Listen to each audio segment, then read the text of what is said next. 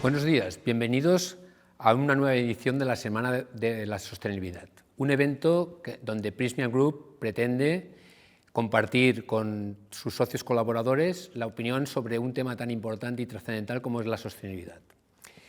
Para ello vamos a ver la visión que tiene Prysmian Group a nivel de lo que sería su actividad interna y sus propósitos de sostenibilidad, y por otro lado también el efecto de su actividad en el mercado, principalmente viendo los datos que en Europa y en España más en concreto. Y queremos profundizar en este evento precisamente en una de las energías renovables que puede tener mayor potencial, como es la eólica offshore y más en concreto la eólica offshore flotante. Y para ello contamos con una mesa excepcional. En primer lugar me voy a presentar yo como moderador de la mesa.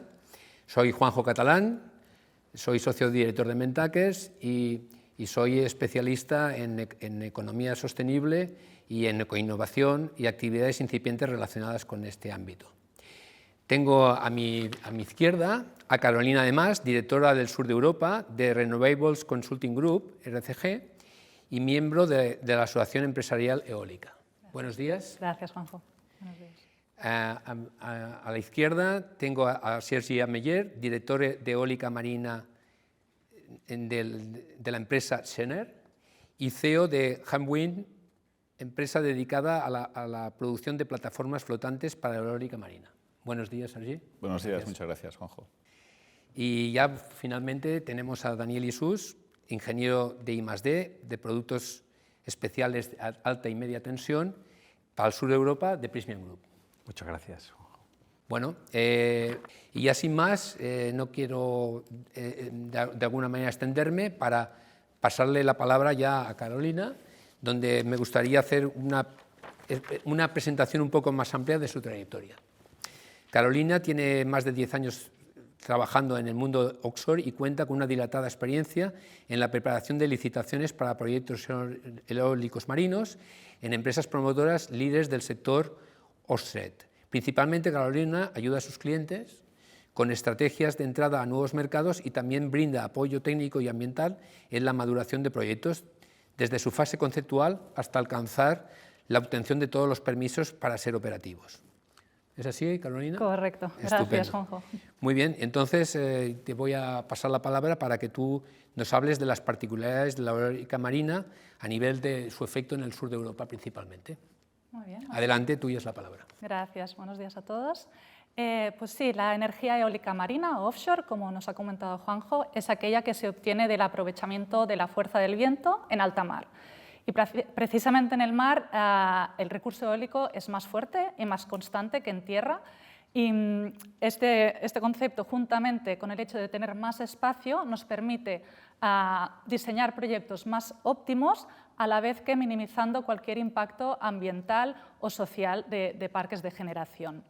También estamos viendo que en mercados más desarrollados esta tecnología no solamente está aportando en el mix de generación, sino que ya está desplazando parques de generación convencional, ¿no? Y todo esto es gracias a la reducción de costes. Todos estos factores en conjunto lo que nos están diciendo es que la energía eólica marina es fundamental para abordar el trilema energético, es decir, la seguridad en abastecimiento, el acceso y la sostenibilidad ambiental.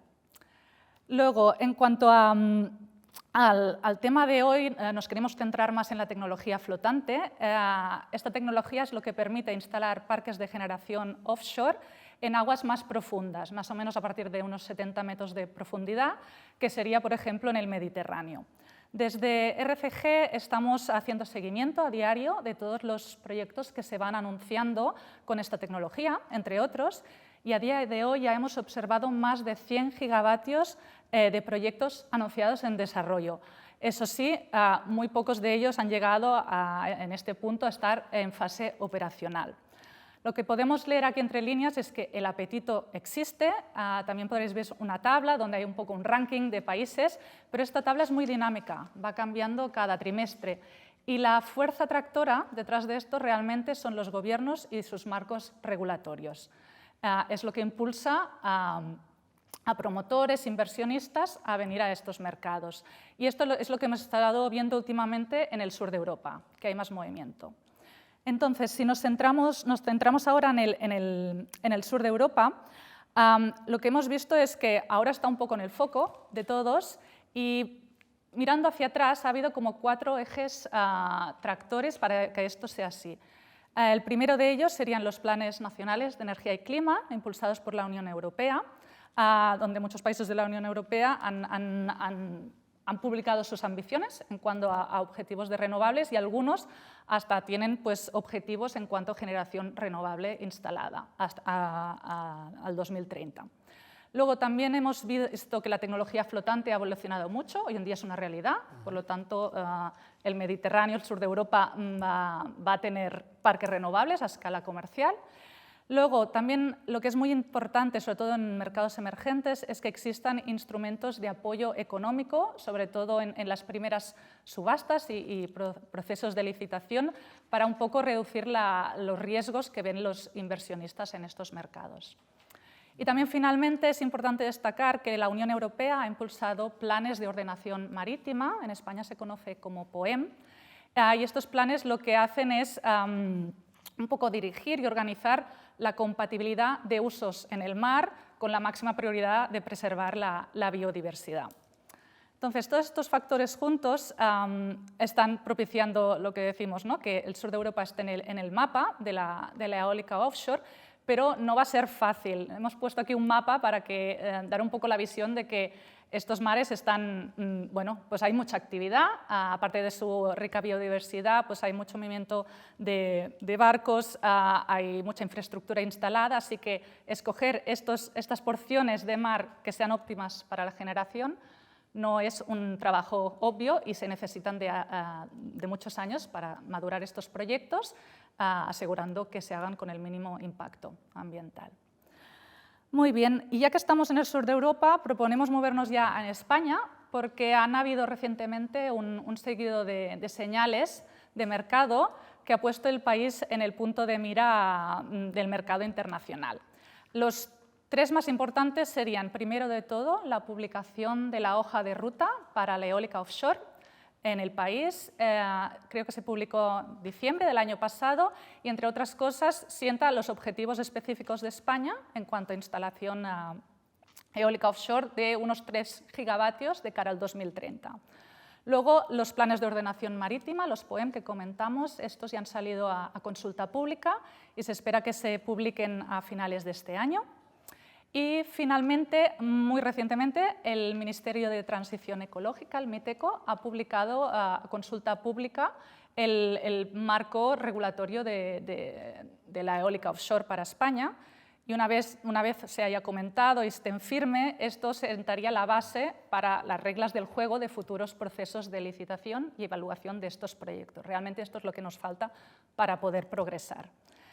Finalmente, en cuanto a actividades, qué es lo que vamos viendo desde RCG, que los promotores, inversionistas nos piden asesoramiento, sobre todo es ahora en la fase más conceptual de los proyectos, madurar una solución técnica que sea comercialmente viable, también elaborar estudios de impacto ambiental, porque gracias a los POEM más o menos ya tienen una idea de dónde se podrán instalar estos parques.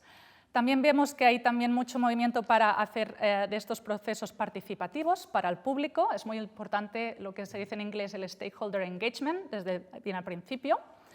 Y finalmente también vemos que el foco está en toda la cadena de suministro y portuaria, que habrá que mejorarla, y aquí estamos viendo alianzas estratégicas para que estos puertos y esta cadena de suministro pueda abastecer un mercado offshore, no solamente en España, sino en toda la región del sur.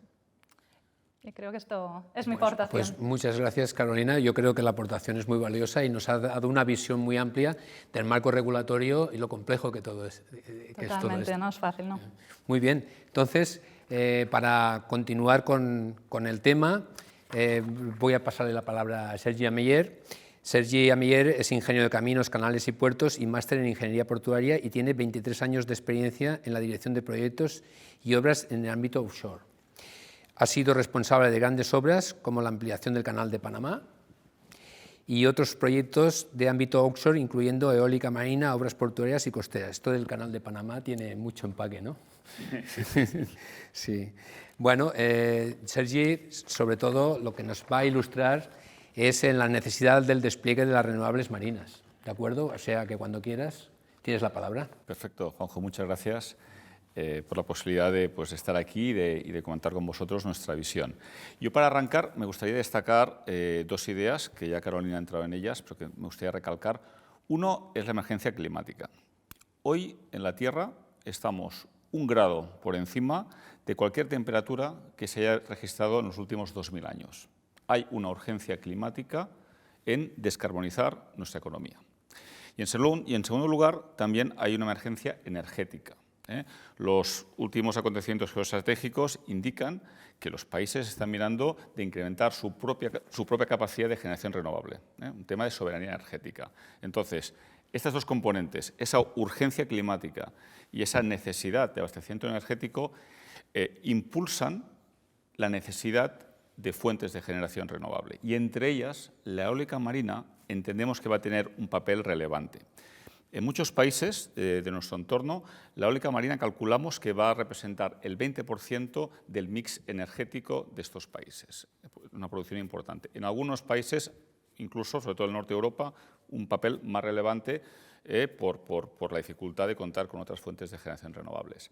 Entonces, lo que vamos a ver es la necesidad de desplegar proyectos de eólica marina cada vez en zonas más lejanas. Las zonas más próximas a costa, muchas de ellas ya están ocupadas, sobre todo en Mar del Norte, Mar Báltico, ya hay un montón de campos de eólica marina y esta necesidad de incrementar la generación renovable marina nos va a llevar a zonas cada vez más profundas, más lejanas de la costa. Y es ahí donde la eólica marina flotante pues, tiene un papel relevante. Ahí en la presentación estáis viendo un poquito nuestra visión. Vamos a necesitar eólica marina flotante y modular. Flotante por lo que os decía ahora, porque vamos a tener que ubicarla lejos de la costa en zonas, 1, compatibles con el medio ambiente y 2, aceptadas por la comunidad donde se implanten esos proyectos.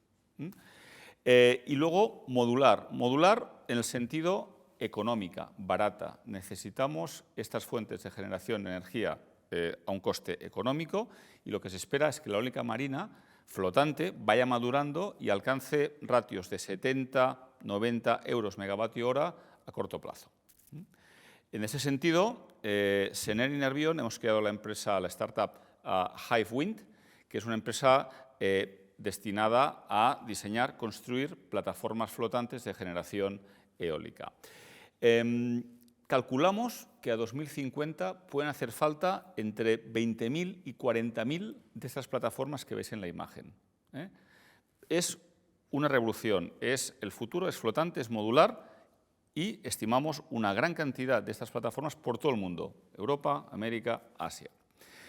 En España, como decía bien Carolina, este proceso ya ha arrancado.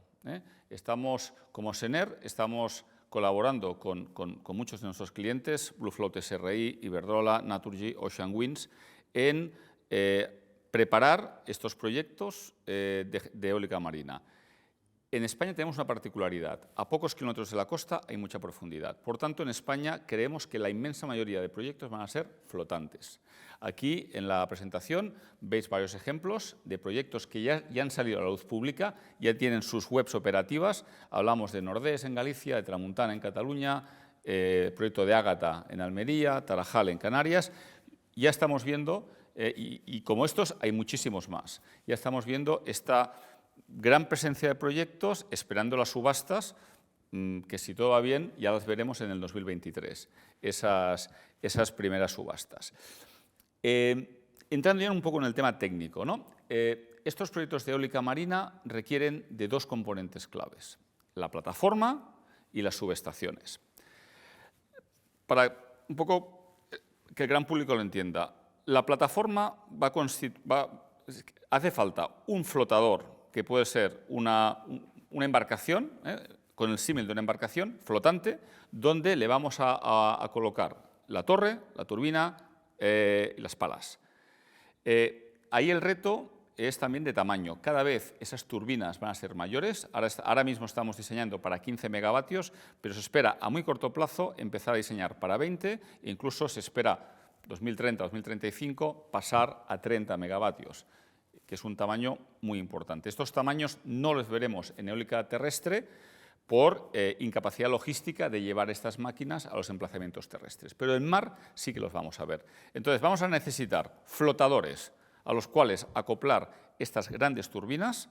Los flotadores van a necesitar anclas que los fijen al fondo marino, pero luego también van a necesitar cables para evacuar esa gran cantidad de energía que se va a generar. Hablamos de potencias de 15 a 30 megavatios. Unos cables que además van a tener una particularidad, son dinámicos, porque tienen que acompañar a la plataforma en su movimiento. Estas plataformas, como decía, se mueven por acción del oleaje, viento, corrientes, y el cable las tiene que acompañar. Y luego hace falta otro gran componente, que es la subestación.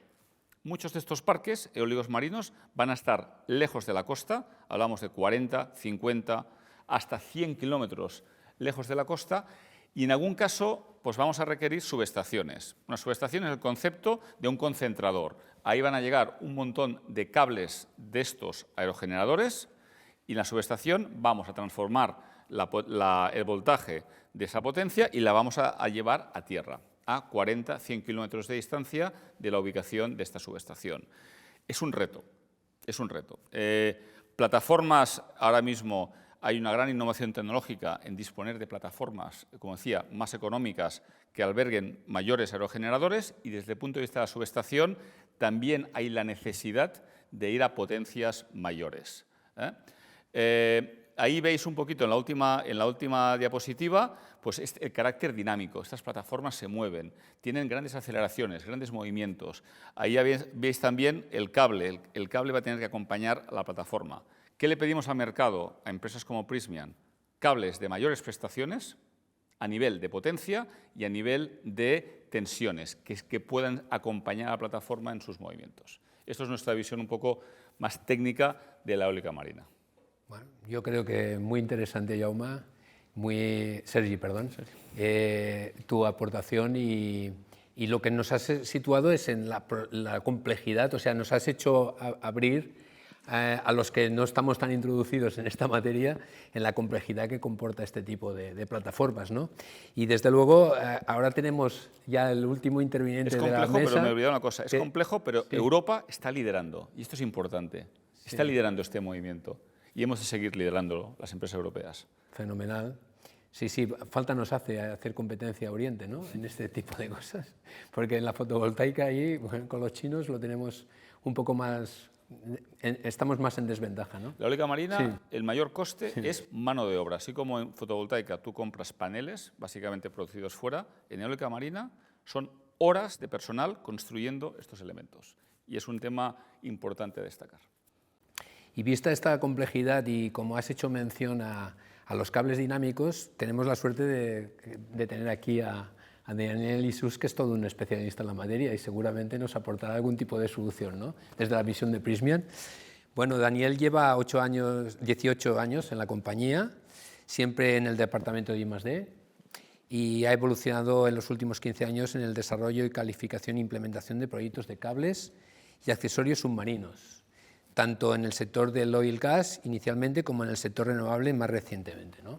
Entonces, Daniel, tú nos vas a hablar precisamente de la complejidad que supone la instalación de los cables dinámicos y qué particularidades o qué medidas o acciones hay que tener en cuenta a nivel técnico. Cuando quieras, Daniel. Muchas gracias. Bueno, como ha explicado Sergi, es un cable y un sistema eléctrico con unos retos, ¿no?, tecnológicos, porque evidentemente bueno, el cable tiene que evacuar la energía de una mega plataforma flotante y tiene que aguantar pues, todas las cargas del mar que sea y por lo tanto es un reto complejo dentro del mundo del cable, ¿no? Entonces, Prysmian Group tiene un background, una historia, ¿no?, dentro de este tipo de cable y de proyectos que viene más del oil and gas, que es plataformas petrolíferas flotantes, y evidentemente pues con esa experiencia de instalar cables a grandes profundidades para este tipo de aplicaciones, pues eso, digamos, nos da unos conocimientos técnicos para poder aplicar en este tipo de mercado. Evidentemente hay unos retos y hay unas diferencias, ¿no?, porque el movimiento de un aerogenerador flotante es muy diferente a lo que es una plataforma, ¿no? De hecho, se mueve más, por lo tanto es más complicado. Y aquí pues lo que estamos haciendo ya en este mercado básicamente es un proyecto, son proyectos llaves en mano, son proyectos en los cuales necesitamos una colaboración muy cercana con el fabricante del flotador, ¿no?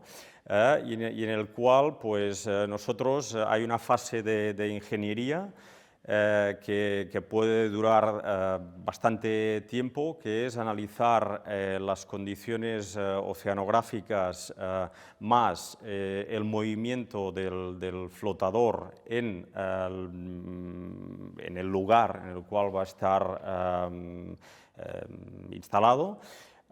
Por lo tanto, ahí tenemos que evaluar muy bien todas esas condiciones para calcular, digamos, todos los movimientos en diferentes estatus del mar, ¿no?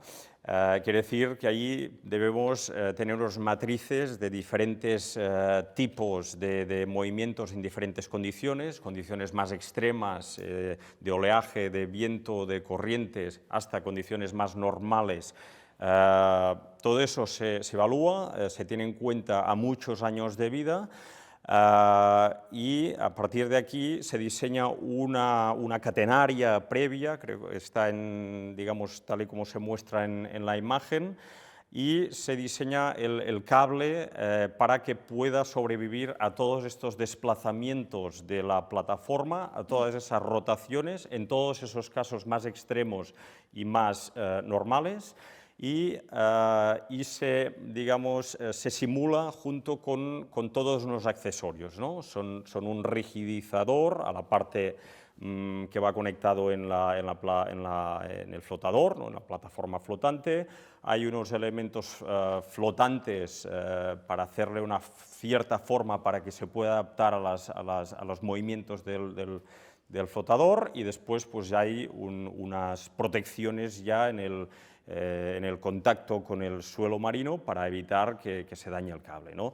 Todo esto, evidentemente, forma parte de un primer análisis que se llama global, y a partir de aquí se hacen varias simulaciones para llegar a la mejor configuración, ¿no? A partir de aquí se entra ya en una fase más de diseño más local, en la cual se mira las cargas que tiene mecánicas el cable en toda la longitud de la catenaria, se evalúa cuáles son los lugares más críticos, y a partir de aquí se hace también dos tipos de análisis más de simulación local en todo lo que son todas las capas de todo el cable, ¿no? Viendo un poco cómo esas cargas en dos tipos de estudio, uno más extremo, de condiciones extremas tipo tormentas, en las cuales el cable puede llegar a unas solicitudes mecánicas mucho más importantes, y el otro sería más digamos, a la vida útil, pensando en la vida útil del cable, más teniendo en cuenta la fatiga de todos los materiales. Por lo tanto, se estudian estos diferentes casos mirando la sección del cable, y a partir de aquí pues se termina de diseñar el cable teniendo en cuenta todo eso. Eso evidentemente puede ser y se puede diseñar en función del flotador, en función de la instalación, y por lo tanto requiere de todos estos estudios, ¿no? Aquí se muestra pues un ejemplo de los accesorios que van con el cable, y por lo tanto eso da una idea de que esto no es solo vender un cable, sino que es vender un proyecto, llaves en mano, un estudio y un cable que funciona en una determinada instalación junto con unos accesorios, ¿no? Esto sería en global, ¿no? A partir de aquí hay unas metodologías para poder también probar estos cables en estas condiciones. Por tanto, tenemos como Prysmian Group unos equipos de pruebas en el cual podemos simular la fatiga de todos estos cables que van a acumular durante 20, 30 años de vida útil, pero acelerándolo a un plazo más corto, ¿no? Por lo tanto, podemos probar y simular las condiciones reales que estudiamos en ensayos. Y también estamos trabajando en temas de monitorización para intentar evaluar y en continuo medir movimientos y cargas en los cables. Esto está en estudio y creo que es también es importante y va a ser importante en un futuro. Daniel, muchas gracias. Aquí lo que vemos es que la parte de ingeniería es muy compleja, que tenéis que trabajar con muchísimas variables. Un poco, por mi experiencia un poco marina, veo que claro, una situación tan inestable como es el mar, donde intervienen tantos elementos, es complejo, y el tema del cable dinámico es crítico, es fundamental, y que dentro del desarrollo entra mucho la digitalización y la gestión de datos y mucho trabajo de ingeniería de por medio y de estudio, ¿no? Sí, la verdad es que sí. Son retos bonitos dentro de la ingeniería, son retos importantes, pero ya digo, estamos haciendo los primeros proyectos y tenemos una historia del oil and gas que nos da ya un background y unos conocimientos que son aplicables en este mercado. Fenomenal. La sensorización es muy importante porque daos cuenta que hay plataformas que van a estar instaladas en sitios que el mal tiempo, el oleaje, nos puede impedir acceder a la plataforma durante muchos meses al año. Por eso es vital, comentaba Daniel, el hecho de sensorizar, de tener un montón de información que remotamente te permita saber cómo está tu plataforma, cómo está tu cable de exportación y poder tomar decisiones, porque estamos hablando de mucha distancia y condiciones muy severas. Estamos ya hablando de inteligencia artificial y este tipo de cosas, y el Big Data y todo esto metido en el proceso. Sin duda. Sí, sí. Dejamos un poco abierto el debate. De alguna manera hemos seguido un orden, pero ahora me gustaría que rompiéramos ese orden y habláramos un poquito de una forma más abierta para acabar de ilustrar al público, porque me parece que el tema es muy interesante, daría para muchas horas y hay que aprovechar el privilegio de contar con vosotros hoy en una mesa tan bien representada, ¿no? Pues nada, Sí. si queréis empiezo a modo Sí. un poco de anécdota y en línea Sí. con lo que comentabas, que el cable es parte integral de un proyecto. Yo me acuerdo que en 2016, creo que era, vimos ese momento de transición del voltaje, ¿no? Porque como desde el lado del promotor lo que queríamos era maximizar la energía producida y que llegara al consumidor. Y esa transición de los cables de 33 a 66 kilovoltios entre turbinas, como también los cables de exportación a tierra firme, pasar de 220 a 275 kilovoltios, todo esto abrió un mundo de posibilidades, bajó el LCOE, no hemos hablado de este concepto, el Levelized Cost of Energy, que al fin y al cabo es la balanza entre el coste y la obtención de, el revenue que obtendrás con el parque. Pues sí, hablamos mucho con Prysmian en su día y fue muy interesante todo ese proceso. Vivimos esa revolución, ¿no? De la media tensión a la alta tensión en los cables interarray, ¿no? En los cables de conexiones entre turbinas y evidentemente en los cables que estamos hablando ahora mismo dinámicos también ya estamos directamente yendo a 66 kilovoltios porque evidentemente con los tamaños de aerogeneradores que estamos hablando, pues evidentemente la evacuación ya tiene que ser a estos niveles de tensión. Por lo tanto, está más que desarrollado la tecnología de cables estáticos interarray a 66 kilovoltios y Prysmian ya ha hecho sus calificaciones previas con cables dinámicos de 66 kilovoltios también. Evidentemente son calificaciones previas, pero como hemos comentado, cada proyecto tiene sus particularidades y se tiene que estudiar. Ya tenemos cable 66, lo que pedimos ahora al sector es que podamos evacuar más potencia. Es decir, en los proyectos que no tenemos subestación, donde no concentramos, sino que directamente de los aerogeneradores vamos a tierra, exportando con cable directo, lo que nos gustaría es no solamente unir ya 3, 4, 5 aerogeneradores, sino poder llegar a exportar la producción de 10 aerogeneradores, ¿no? Esos 10 por 15, 150, ahora mismo no se puede, entonces es uno de los retos, ¿no? El incrementar la potencia a evacuar directamente. Y el otro son las prestaciones dinámicas, ¿no? Esos cables se tienen que mover.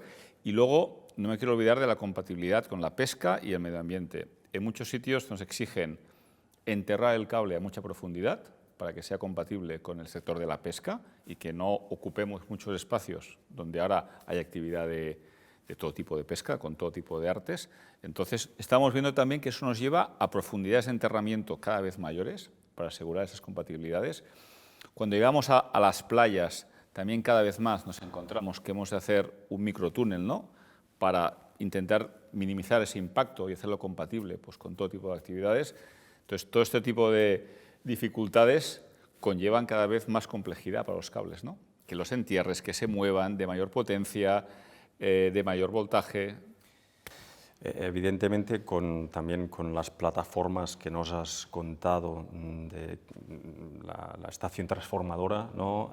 Evidentemente de allí tendrá que salir un cable de alta tensión, sí, o de muy alta tensión. Por lo tanto, evidentemente Prysmian ya está trabajando en ese sentido, ¿no? Viendo este tipo de mercado y trabajando pues en el desarrollo de estas soluciones de alta tensión, también con cables dinámicos, ¿no? Es un reto aún mayor porque el diseño tiene que cambiar, pero evidentemente es algo que vemos en el mercado y que estamos trabajando en ello.